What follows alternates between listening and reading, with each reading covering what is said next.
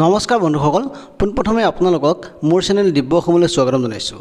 বন্ধুসকল, আজি এই ভিডিঅ'টোত আপোনালোকৰ বাবে দুটা অতি ভাল খবৰ আৰু এটা বেয়া খবৰ লৈ আহিছোঁ। এতিয়া আমি পোনপ্ৰথমে আলোচনা কৰিম ভাল খবৰ দুটাৰ ওপৰত। ইয়াত কৈছে কি অচিৰেই আৰম্ভ হ'ব ছিংগল শিক্ষক বদলিৰ প্ৰক্ৰিয়া। সুবিধা পাব নিজ জিলাত শিক্ষকতা কৰাৰ, চাকৰি ত্যাগ কৰা, অৱসৰ লোৱা পদ পূৰণৰ বাবে শীঘ্ৰে আৰম্ভ হ'ব নিযুক্তি প্ৰক্ৰিয়া। এইবাৰ পৰীক্ষা কৰিব টেট উত্তীৰ্ণৰ প্ৰমাণ পত্ৰ। বন্ধুসকল, এতিয়া বেয়া খবৰটো হৈছে সেইসকল কেণ্ডিডেটৰ বাবেহে যিসকলে টেটৰ চাৰ্টিফিকেট বা তেওঁলোকৰ একাডেমিক কোৱালিফিকেশ্যনৰ যি মাৰ্কশ্বিট আৰু চাৰ্টিফিকেট 2 নম্বৰী কৰি লৈছিলে। এতিয়া আমি ডুপ্লিকেট চাৰ্টিফিকেটৰ ওপৰতনো শিক্ষামন্ত্ৰীয়ে কি মন্তব্য কৰিছে সেইটো চাই লওঁ আহকচোন। ইয়াত কৈছে কি শিক্ষামন্ত্ৰীগৰাকীয়ে আজি শিক্ষকৰ প্ৰমাণ পত্ৰ তথা PhD ডিগ্ৰী প্ৰমাণ পত্ৰ পৰীক্ষা কৰা সন্দৰ্ভতো বিভাগৰ স্থিতি স্পষ্ট কৰি কয় যে এনেধৰণৰ পৰীক্ষণ বিভাগে আগলৈও চলাই নিব। প্ৰতিগৰাকী শিক্ষকে তেওঁলোকৰ শিক্ষাগত অৰ্হতা প্ৰমাণ পত্ৰ পৰীক্ষাৰ বাবে স্ক্ৰিনিং কমিটিত হাজিৰ হ'ব লাগিব। অচিৰেই বিভাগে টেট উত্তীৰ্ণসকলৰ প্ৰমাণ পত্ৰ পৰীক্ষা কৰিব।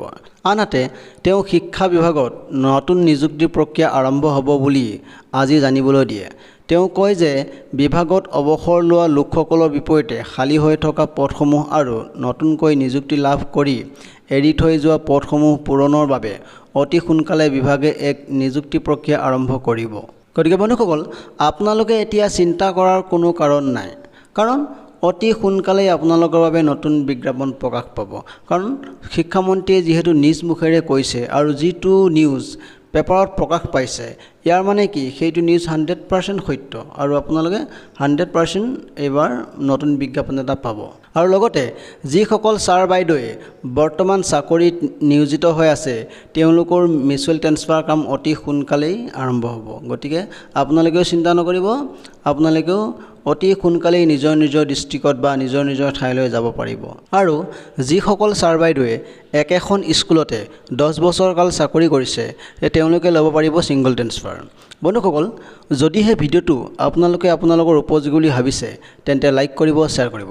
আৰু যিসকল বন্ধু বান্ধৱীয়ে এতিয়ালৈ মোৰ চেনেলটো ছাবস্ক্ৰাইব কৰা নাই আপোনালোককো অনুৰোধ কৰিছোঁ আপোনালোকে অতি শীঘ্ৰে যেন মোৰ চেনেলটো ছাবস্ক্ৰাইব কৰি লয়। আজিলৈ ইমানতে সমাপ্ত। জয় আই অসম।